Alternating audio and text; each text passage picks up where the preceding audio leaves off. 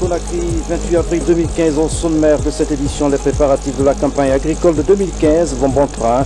Plus de 16 000 tonnes d'engrais sont arrivées au port autonome de Conakry à cet effet. Une mission conjointe FMI Banque mondiale est à Conakry. Objectif, évaluer l'état d'avancement des indicateurs de performance de l'économie guinéenne. Et puis, les personnes handicapées sont très impliquées dans la fabrication des rotins à Kindia. Les produits confectionnés fascinent les visiteurs. Images à découvrir dans ce journal. Mesdames et messieurs, bonsoir. Merci de votre attention et bienvenue dans cette édition. L'envoyé spécial du secrétaire général de l'ONU pour la lutte contre le virus Ebola en Afrique de l'Ouest a été reçu en audience par le président de la République. Ismaël Ould Ahmed était venu faire ses adieux au professeur Alpha Condé après 3 mois passés, 3 mois de mission en Guinée. Le résumé de cette audience avec Ibrahima Keïta.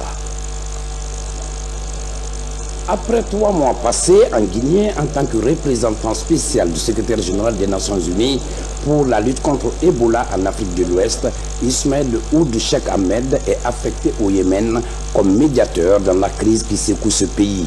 Le diplomate onusien était donc venu faire ses adieux au président de la République, professeur Alpha Condé.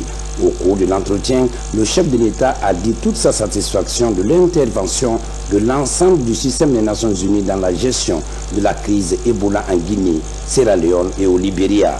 De son côté, Ismaël Ould Ahmed a remercié le chef de l'État pour son implication personnelle dans la lutte contre la fièvre hémorragique à virus Ebola et celle de tous les partenaires de terrain, avant de préciser. Je termine malheureusement ma mission ici. Je dois maintenant me rendre dans une nouvelle mission qui m'a été confiée par le secrétaire général. Mais mon collègue Peter Graf, qui est ici à ma gauche, va diriger l'équipe avec bien sûr le soutien de notre collègue David Nabarro, qui est, comme vous le savez, l'envoyé spécial du secrétaire général. Puis nous avons notre chef de bureau ici, l'UNMIR, qui est M. Dieng, Abdou Dieng. Donc je suis venu remercier le président de tout le soutien que nous avons eu durant cette période et des remarquables efforts et des progrès que nous avons faits. Je sais qu'aujourd'hui nous n'en sommes pas encore là, mais nous avons quand même fait beaucoup de progrès. Le chef de l'État, tout en souhaitant aux diplomates onusiens bonne chance dans ses nouvelles fonctions, a sollicité le maintien de la dynamique dans la lutte contre le virus Ebola. J'avoue que c'est avec beaucoup de tristesse que je leur reste parti, mais je pense que ceux qui sont là sont aussi motivés que lui, parce que nous avons besoin des personnes d'une certaine autorité pour pouvoir assurer la coordination entre les différentes organisations, parce que chaque organisation a tendance à agir de façon indépendante. Mais partout où il part, il peut compter sur nous.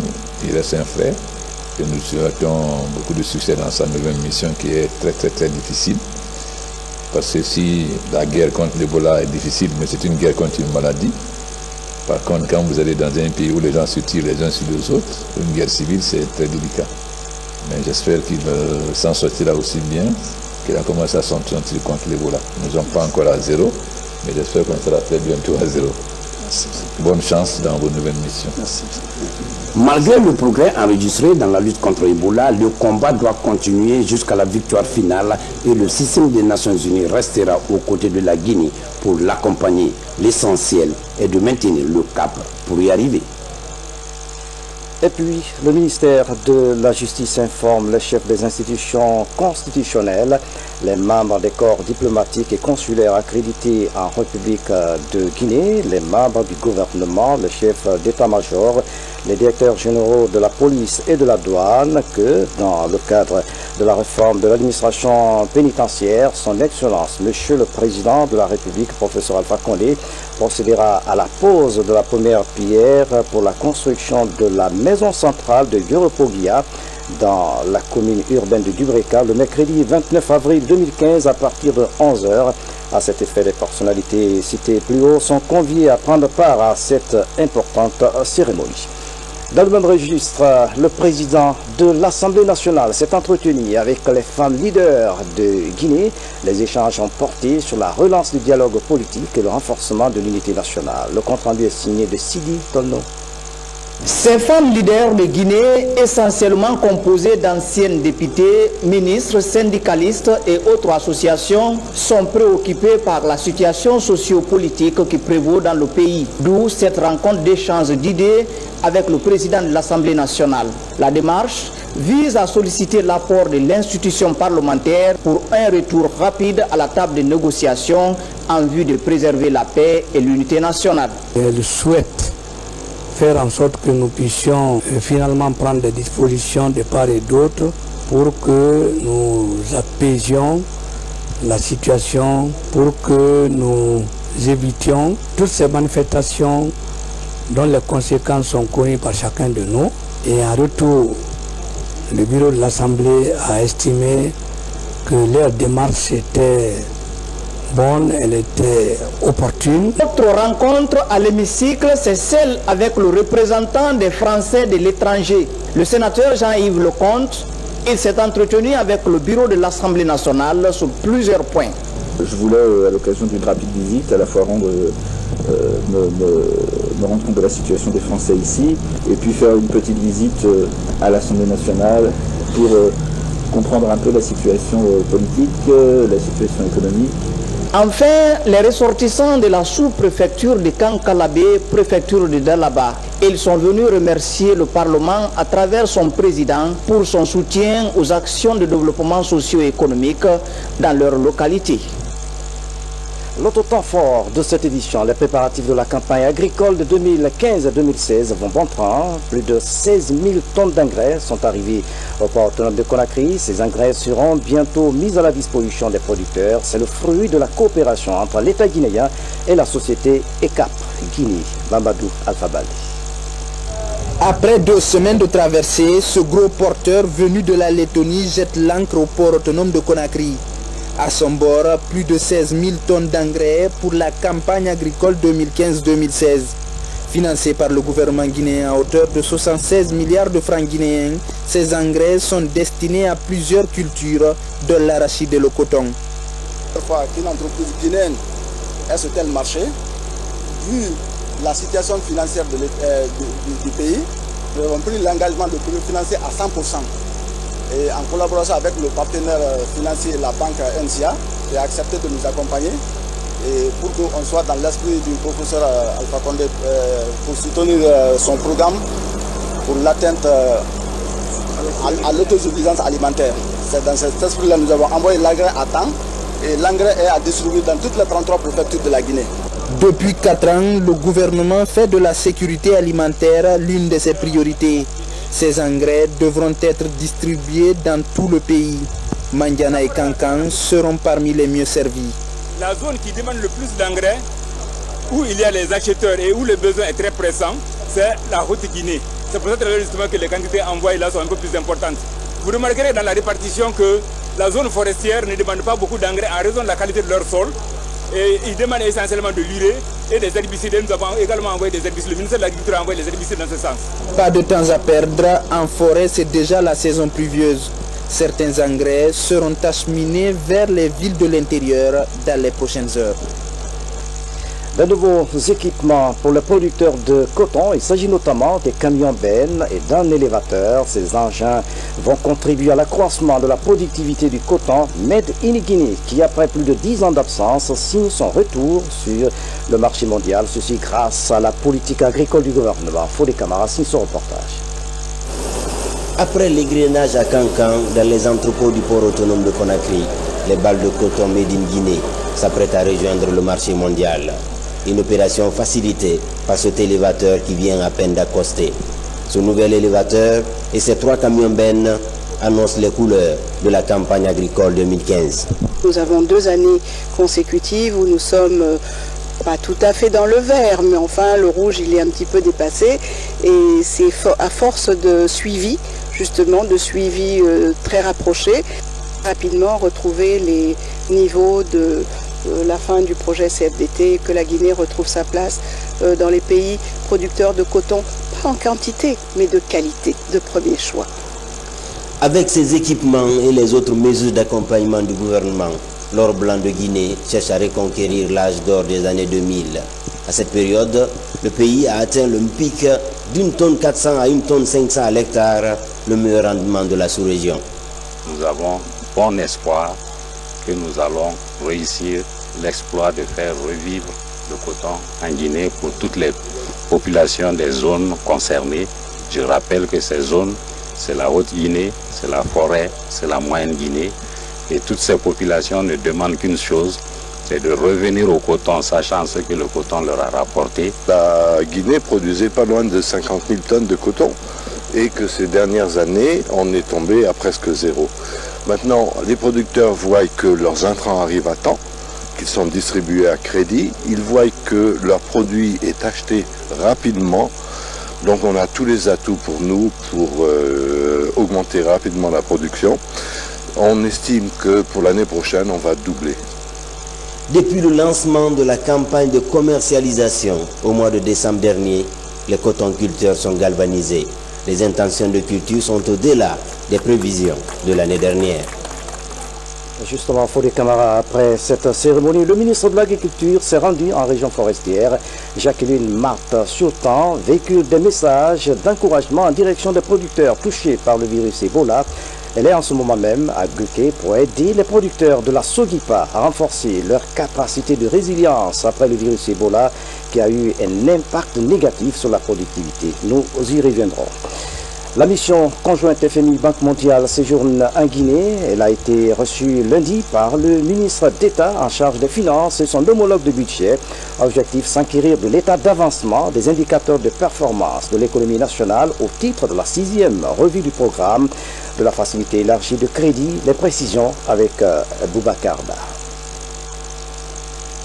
Le séjour de la mission conjointe du Fonds monétaire et de la Banque mondiale dans notre pays se situe dans le cadre de la revue périodique de notre programme de facilité élargie de crédit négocié de commun accord avec les autorités du Fonds monétaire. Reçus par le ministre d'État en charge des Finances et celui délégué au budget, les entretiens ont porté sur l'exécution des opérations financières de l'État en recettes et en dépenses au 31 décembre 2014 et au 31 mars 2015, la situation des mesures structurelles et des repères quantitatifs du programme. De plus, les deux parties ont évoqué les sujets liés aux prévisions en matière de production agricole, le projet de budget des élections proposé par la CENI et les perspectives à fin décembre 2015. L'exécution du budget 2014, mais aussi la performance en termes d'accumulation de réserves internationales de la Banque centrale. Évidemment, nous allons aussi évaluer les politiques qui sont envisagées pour le reste de l'année 2015. Au niveau des politiques monétaires, politiques budgétaires, mais aussi politiques structurelles pour faire face aux chocs auxquels la Guinée est confrontée aujourd'hui. Au département du plan, la rencontre a porté sur les projections de croissance en tenant compte des statistiques fiables réalisées sur les secteurs des mines, de l'agriculture et l'agro-industrie, la situation du tableau de bord mensuel de l'économie guinéenne à fin mars 2015, l'évolution des indicateurs de performance de l'économie et la problématique liée au cadrage macroéconomique 2015-2020. Au siège de la Société électricité de Guinée, aucune zone d'ombre n'a été observée. Ça nous a permis de faire un peu le tour de tout ce qui se passe au niveau du secteur de l'électricité et particulièrement au niveau de EDG.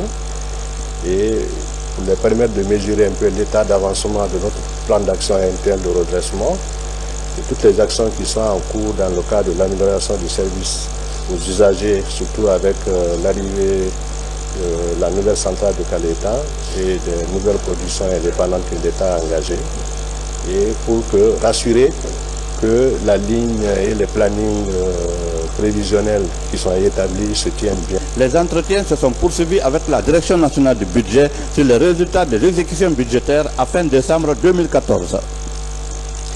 Dans l'actualité encore, le chef d'état-major général des armées en tournée dans les garnisons militaires de la capitale, général Namori Traoré, encourage et félicite les forces de défense pour le respect de l'ordre initial du commandement militaire lors de la récente manifestation de l'opposition. Le reportage de commandant Mohamed Kassé, correspondant de la presse militaire.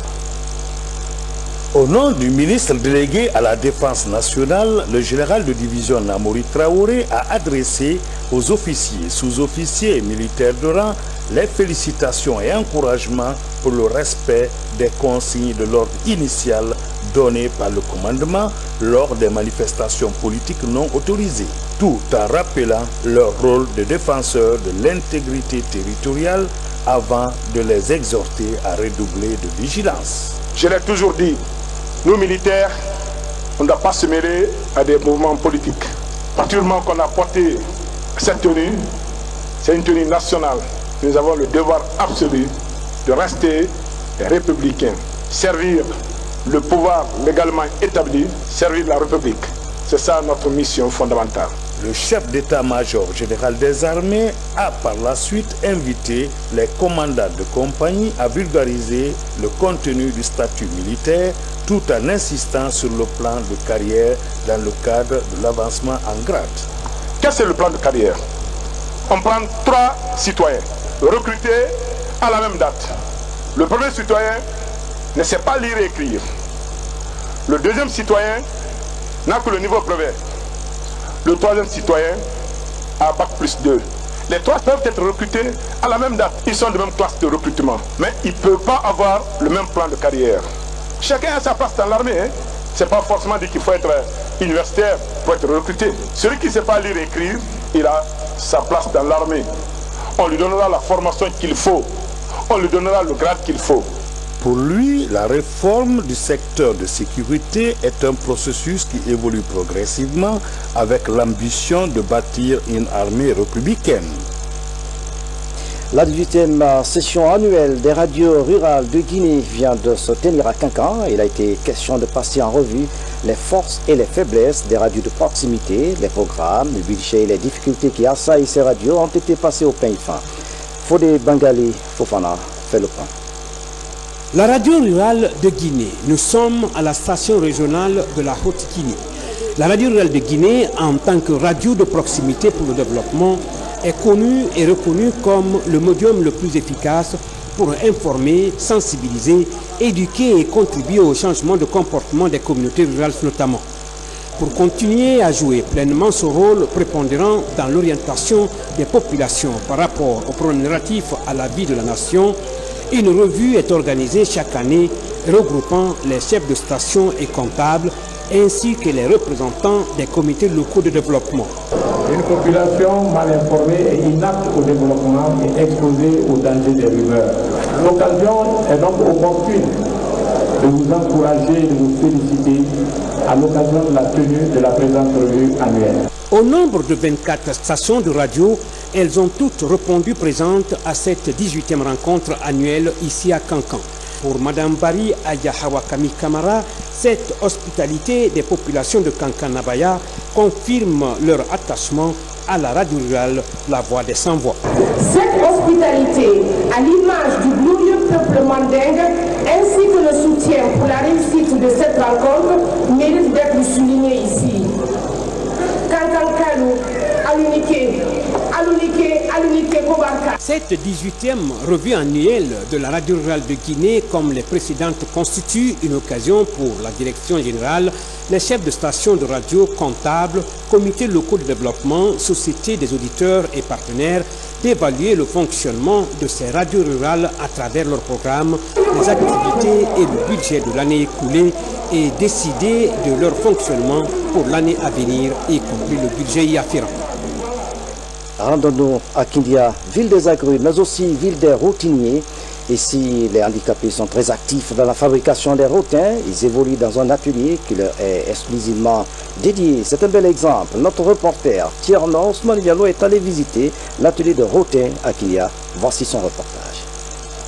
Reconnu comme étant un des plus grands rotiniers de Kindia, Boubacar a pourtant perdu l'usage de ses membres inférieurs à l'âge de 6 ans après avoir été frappé par la poliomyélite. Ce métier, il l'a appris ici dans cet atelier avec ses compagnons qui pour la plupart comme lui étaient dans la rue, plongés dans la mendicité.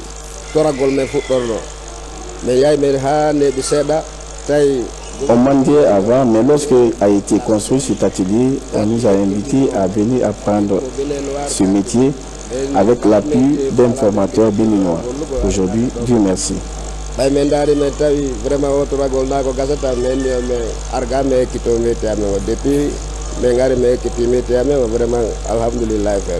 Déterminés à réussir dans leur métier et à ne plus être obligés de mendier pour vivre, ces routiniers veulent donner une autre image des personnes handicapées. C'est l'enjeu majeur du travail qu'ils abattent, non pas sans difficulté.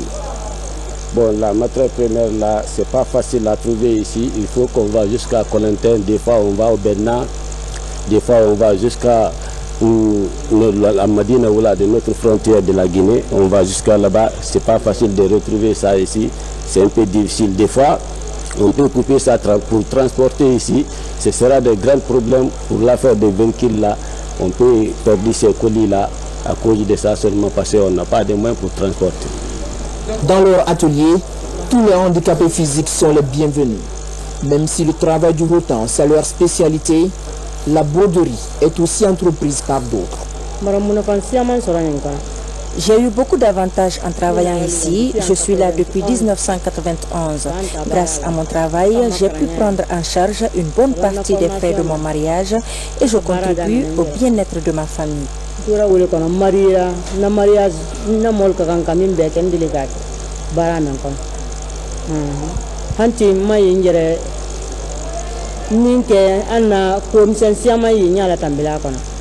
Organisés en association, ils évoluent au cœur du marché de Kindia. L'occupation de la façade de leur atelier les inquiète. C'est le lieu destiné, selon eux, à l'exposition de leurs produits. Le handicap n'est pas une fatalité. Merci Tierno Ousmane Diallo pour ce reportage. Les festivités du 2 octobre se préparent activement dans la savane guinéenne. Les chantiers ouverts à cet effet se poursuivent. Les travaux de construction et de restauration des édifices publics suscitent de l'engouement chez les habitants de la région. C'est du moins le constat de nos reporters Moussa Mikini et Mahawa Sengari. À Kouroussa, plus de 22 projets d'intérêt public sont engagés, parmi lesquels figure en bonne place la réhabilitation des bâtiments administratifs. Les anciens bâtiments qui servaient de bureaux pour les autorités préfectorales sont démolis pour être reconstruits. L'idée est d'offrir l'image, une ville moderne à cette préfecture qui était jusqu'ici à l'état primitif du développement. D'une manière générale, les travaux avancent à grands pas et les populations ont accueilli ce programme d'infrastructure avec une réelle joie puisque notre préfecture Kouroussa en a trop besoin. Elle en a besoin, c'est vrai que toute la Guinée est en chantier, toute la Guinée, tout est à refaire et à faire, mais à Kouroussa, c'est encore plus accentué. Dans ce cahier de charge, la nature et le délai d'exécution du contrat sont déterminés en vue d'éviter les désagréments. Pour l'heure, les travaux avancent à grands pas. Actuellement, nous avons fini avec l'ensemble des fondations à 100%. En ce qui concerne le bloc, un lycée moderne en R+2, nous avons fini l'ensemble des fondations. Il y a aussi le bloc administratif sur le côté ouest. Vous avez aussi les blocs latrines sur le côté ouest et les blocs de classe dans l'axe de l'emprise du terrain. Avec une superficie de 16 850 km² et une population de plus de 225 000 habitants, la préfecture de Kouroussa va connaître une mutation profonde dans son développement à travers ces chantiers. L'autre image de l'actualité nationale, lutte contre Ebola. Le combat se poursuit. Le ministre de l'enseignement professionnel, Damantan Albert Camara, était ce mardi dans les débarcadères et les gares routières de la commune de Matoto. Partout, le ministre porte-parole a invité les citoyens à renforcer la vigilance pour contrer le virus Ebola. C'est un reportage signé de Fatimatou Diallo, Saliouba et Yaya Silla. Port de Djimbaya, l'un des principaux débarcadères de la commune de Matoto. Ce site est la troisième étape de la tournée de sensibilisation contre Ebola du ministre de l'enseignement professionnel dans la commune de Matoto. Ici, Damantan Albert Camara invite les usagers de la mer à renforcer les mesures d'hygiène pour contrer le virus Ebola. J'ai déjà pu visiter 2 gares routières, 2 grands marchés et je suis au 3e débarcadère. Et la visite de terrain nous démontre que cette démarche était nécessaire et utile dès l'instant où il y a encore des endroits où toutes les consignes de sécurité ne sont pas correctement appliquées et l'objectif était donc de remédier à ça. Le ministre et sa suite se sont rendus au port de Bessia. Partout, la vigilance est au centre des échanges entre le porte-parole du gouvernement et les citoyens. Le ministre de l'enseignement professionnel a mis l'occasion à profit pour offrir des kits sanitaires. Mais le besoin se fait toujours sentir. Nous n'avons pas de kit pour la lutte. Ici, on ne fait que laver les mains. On a besoin de thermoflash pour contrôler la température.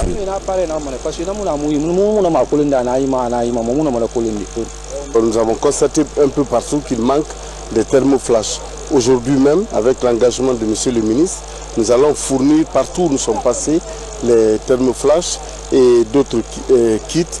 Considérés comme les principaux points de transit, ces débarcadères et gares routières constituent les points à haut risque. C'est pourquoi le ministre parrain de la commune de Matoto entend intensifier le combat pour barrer la route au virus Ebola.